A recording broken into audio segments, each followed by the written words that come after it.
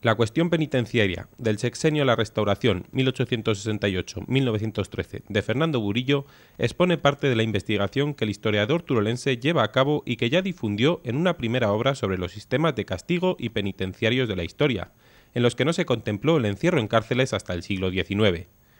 El sentido común hoy día tiende a pensar que la pena de privación de libertad, es decir, a la cárcel, para entendernos, es como si dijéramos la consecuencia natural del delito, lo cual no es del todo cierto porque en otras épocas se ha penado de forma distinta y muy posiblemente en el futuro también será distinto. Entonces, la pena de privación de libertad, incluso más, os diría que es, vamos a llamarle, invento relativamente reciente. Y aun cuando me resulta difícil desarrollar toda la argumentación en este momento, además sería un poco prolija, realmente como pena hegemónica en nuestro sistema penal no iría mucho más allá de mediados del siglo XIX.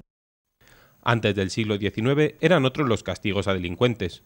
Uno de los más conocidos es el de galeras. Sin embargo, la llegada de los barcos de vapor acabó con este sistema que se transformó en trabajos en las obras públicas. Tras la ordenanza de 1834 y ante la escasez de obra, comenzaron los encierros basados en diferentes teorías que proliferaron entonces como el retribucionismo o el correccionalismo. Con los encierros empieza a cobrar importancia la arquitectura de las cárceles. En el momento que lo fundamental es el encierro, pasa a tener importancia primordial lo que son ya los edificios, ¿no?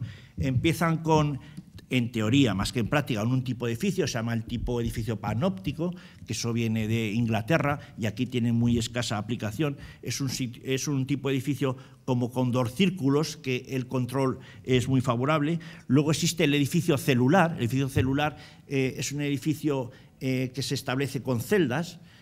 Aquí las prisiones modelo que se establecen a finales del siglo XIX, principios del XX, Madrid, Barcelona y Valencia, obedecen sobre todo al sistema celular. Era una teoría que tenía en ese momento, que el problema era que entre, digamos, las cárceles o los presidios eran un sitio que era criminógeno en sí mismo y que había una contaminación mutua. Entonces, lo fundamental consistía en aislarlos unos a otros, ¿no?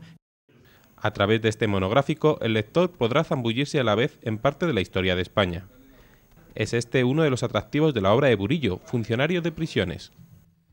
El libro habla de distintos sistemas del tratamiento de la población recursa a lo largo de este periodo, que es fundamental.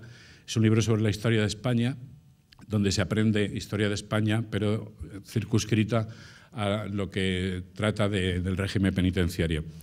Y simplemente comentar lo que en el prólogo aparece, que yo creo que define lo que es el texto. El prólogo está realizado por el catedrático Pedro Oliver Olmo, que es profesor en la Universidad de Castilla-La Mancha, y en el prólogo se habla de que es una investigación sólida y solitaria, felizmente breve y bien escrita, y que Fernando Burillo ha escrito un libro útil. Fernando Burillo es un especialista en historia penitenciaria. Y así lo podemos decir con toda claridad porque, efectivamente, como ha dicho Paco, ya dio a la luz un libro titulado El nacimiento de la pena privativa de libertad.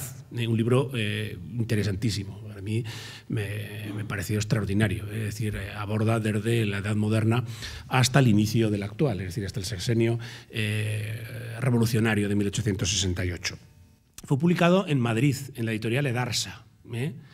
Es decir, una editorial especializada en estos temas y también muy rigurosa en la selección de originales. Y voy diciendo esto porque realmente es decir, no se trata de un autor que haya vivido de la componenda local o regional. Es decir, ha publicado en sitios sólidos porque su trabajo es sólido. En cuanto a la historia futura del sistema penitenciario, Burillo augura cambios, pues en su opinión el encierro no es efectivo. Aterroriza pero no evita la reincidencia.